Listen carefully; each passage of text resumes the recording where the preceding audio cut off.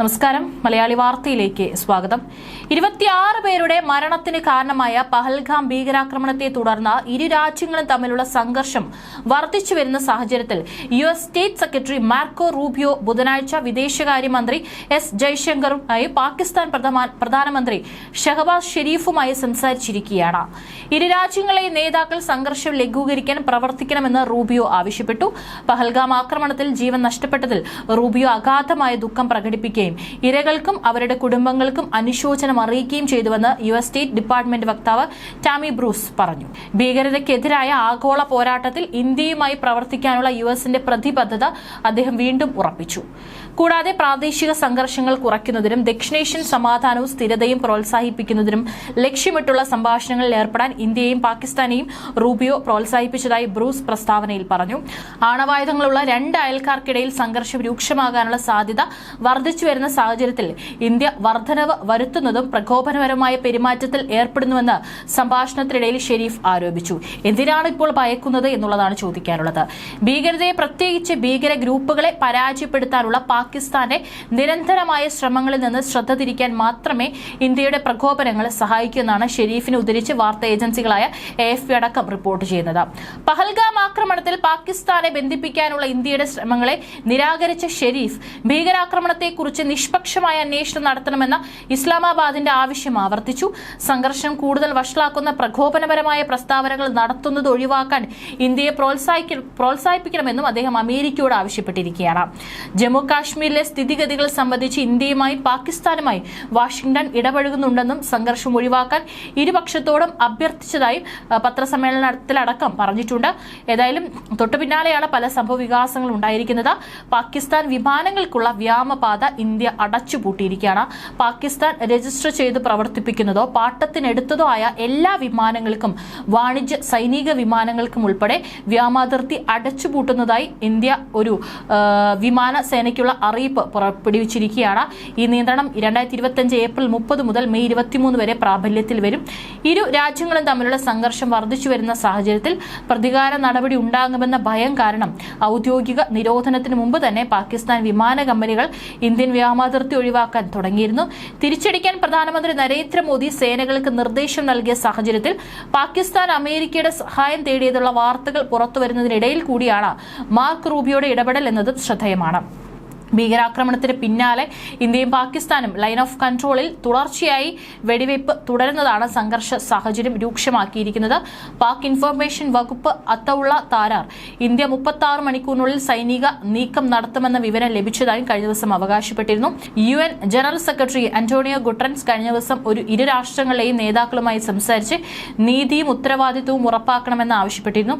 UN security council ആക്രമണത്തെ അപലപിച്ചെങ്കിലും പാകിസ്ഥാന്റെയും ചൈനയുടെയും ഇടപെടലിനെ തുടർന്ന് പ്രസ്താവന മയപ്പെടുത്തി. ഏപ്രിൽ 24 UN വക്താവ് സ്റ്റെഫാൻ ദുജാറിക് സ്ഥിതിഗതികൾ വഷളാകാതിരിക്കാൻ ഇരുപക്ഷവും ശ്രദ്ധിക്കണമെന്നും ആവശ്യപ്പെട്ടു. അതേസമയം ഇന്ത്യക്കും പാകിസ്ഥാനും ഇടയിൽ വർദ്ധിച്ചു വരുന്ന സംഘർഷ സാഹചര്യത്തിൽ സൗദി അറേബ്യയും ഖത്തറും ആശങ്ക പ്രകടിപ്പിക്കുകയും തർക്കങ്ങൾക്ക് നയതന്ത്ര പരിഹാരങ്ങൾ തേടാൻ ഇരു രാജ്യങ്ങളോടും ആവശ്യപ്പെടുകയും ചെയ്തു. സംയമനം പാലിക്കാനും സാഹചര്യങ്ങൾ കൂടുതൽ വഷളാകുന്നത് ഒഴിവാക്കാനുമാണ് സൗദി വിദേശകാര്യ മന്ത്രാലയം ഇരു രാജ്യങ്ങളും പ്രസ്താവനയിലൂടെ ആവശ്യപ്പെട്ടത്. തർക്കങ്ങൾക്ക് നയതന്ത്ര പരിഹാരങ്ങൾ തേടണമെന്ന് ആവശ്യപ്പെട്ട സൗദി അറേബ്യ നല്ല അയൽപ്പക്ക ബന്ധങ്ങൾ വളർത്തിയെടുക്കുന്നതിന്റെയും പ്രാദേശിക സ്ഥിരത ഉറപ്പാക്കുന്നതിന്റെയും പ്രാധാന്യം സൗദി എടുത്തുകാട്ടി. സംഘർഷങ്ങൾ ലഘൂകരിക്കാൻ ലക്ഷ്യമിട്ടുള്ള എല്ലാ സംരംഭങ്ങൾക്കും സൗദി അറേബ്യ പിന്തുണ അറിയിച്ചു. സമാനമായ രീതിയിൽ പരമാവധി സംയമനം പാലിക്കാനും ക്രിയാത്മകമായ സംഭാഷണങ്ങളിൽ ഏർപ്പെടാനും ഖത്തർ ഇരു വിഭാഗങ്ങളോട് അഭ്യർത്ഥിച്ചു. നയതന്ത്രത്തിലൂടെയുള്ള സമാധാനപരമായ സംഘർഷ പരിഹാരമാണ് മേഖലയിലും അതിനപ്പുറത്തും സ്ഥിരതയിലേക്കുള്ള ഏറ്റവും ഫലപ്രദമായ മാർഗമെന്നും ഖത്തർ വിദേശകാര്യ മന്ത്രാലയം വ്യക്തമാക്കി. അതുമാത്രമല്ല, ഈ ഒരു ആക്രമണത്തിന് പിന്നാലെ തന്നെ പാകിസ്ഥാൻ സിനിമാ താരങ്ങളുടെ ഇൻസ്റ്റഗ്രാം അക്കൗണ്ടുകൾക്ക് വിലക്കേർപ്പെടുത്തിയിരിക്കുകയാണ് ഇന്ത്യ. നിറയെ ആരാധകരുള്ള താരങ്ങളായ മഹിര ഖാൻ, ഹാനിയ അമീർ, അലി സഫർ എന്നിവരുടെ ഇൻസ്റ്റഗ്രാം അക്കൗണ്ടുകൾക്കാണ് ഇന്നലെ വൈകുന്നേരം മുതൽ ഇന്ത്യയിൽ വിലക്കേർപ്പെടുത്തിയത്. ഏപ്രിൽ 22 രാജ്യത്തെ നടുക്കിയ പഹൽഗാം ഭീകരാക്രമണം ഉണ്ടായത്. 26 നിരപരാധികളായ സഞ്ചാരികളുടെ ജീവനുകളാണ് ആക്രമണത്തിൽ നഷ്ടപ്പെട്ടത്. ഭീകരാക്രമണത്തിൽ പാകിസ്ഥാന്റെ പങ്ക് വ്യക്തമായതോടെ ശക്തമായ നടപടികളാണ് ഇന്ത്യ സ്വീകരിച്ചു വരുന്നത്. ഇതിനു മുൻപ് പ്രകോപനപരമായ കണ്ടന്റുകൾ പ്രചരിപ്പിച്ചതിനെ തുടർന്ന് 16 പാകിസ്ഥാനി യൂട്യൂബ് ചാനലുകൾക്കും ഇന്ത്യയിൽ വിലക്കേർപ്പെടുത്തിയിരുന്നു. പാകിസ്ഥാൻ ക്രിക്കറ്റ് താരം ഷോയിബ് അക്തർ നടത്തിയിരുന്ന 3.5 ദശലക്ഷത്തിലധികം സബ്സ്ക്രൈബർമാരുള്ള യൂട്യൂബ് ചാനൽ ഇന്ത്യയിൽ നിർത്തലാക്കിയിരുന്നു. മേരെ ഹംസഫർ, കബി മെൻ കബി തും തുടങ്ങിയ പാകിസ്ഥാനി നാടകങ്ങളിൽ അഭിനയിച്ച് ഇന്ത്യയിൽ നിറയെ ആരാധകരെ സ്വന്തമാക്കിയ താരമാണ് ഹാനിയ അമീർ. ദുരന്തം എവിടെയായാലും എല്ലാവർക്കും ഒരുപോലെയാണെന്ന് അവർ പഹൽഗാം ഭീകരാക്രമണത്തിൽ പ്രതികരിച്ചിരുന്നു. ഭീകരാക്രമണത്തിൽ ജീവൻ നഷ്ടപ്പെട്ട നിഷ്കളങ്കരായവർക്കൊപ്പമാണ് എന്റെ ഹൃദയം. നിരപരാധികളുടെ ജീവൻ നഷ്ടപ്പെട്ടതിൽ വേദന തങ്ങൾക്കുണ്ട്. ഞങ്ങൾ എവിടെ നിന്ന് വരുന്നു എന്നതിൽ അർത്ഥമില്ല. ദുഃഖം എപ്പോഴും ഒരു ഭാഷയാണ് സംസാരിക്കുന്നത്. നമുക്ക് മനുഷ്യത്വം തിരഞ്ഞെടുക്കാമെന്നായിരുന്നു അവർ പ്രതികരിച്ചിട്ടുണ്ടായിരുന്നത്. 2017 ഷാറൂഖ് ഖാൻ നായകനായി എത്തിയ റയീസ് എന്ന ചിത്രത്തിലൂടെയാണ് മഹീര ഖാൻ ബോളിവുഡിൽ അരങ്ങേറ്റം കുറിച്ചത്.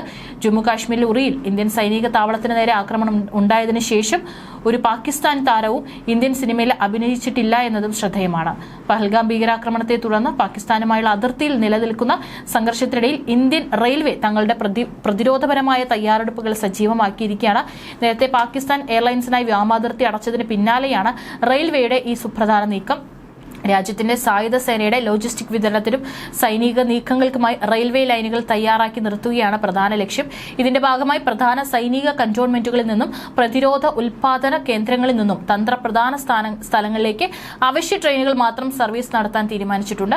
അനാവശ്യമായതോ യാത്രക്കാർ കുറഞ്ഞതോ ആയ ട്രെയിനുകളുടെ റൂട്ടുകൾ മാറ്റാനും ആവശ്യമെങ്കിൽ റദ്ദാക്കാനും നിർദ്ദേശം നൽകിയിട്ടുണ്ട്. റദ്ദാക്കുന്ന ട്രെയിനുകളുടെ കോച്ചുകളും വാഗണുകളും അടിയന്തര സാഹചര്യങ്ങളിൽ സൈനിക ആവശ്യങ്ങൾക്കായി ഉപയോഗിക്കാൻ മാറ്റിവെക്കുന്നു എന്നുള്ള റിപ്പോർട്ടുകളും പുറത്തു വരുന്നുണ്ട്. അതായത് എല്ലാ മേഖലയിലും വളരെ ശക്തമായ നീക്കങ്ങളാണ് ഇന്ത്യ നടത്തിക്കൊണ്ടിരിക്കുന്നത്.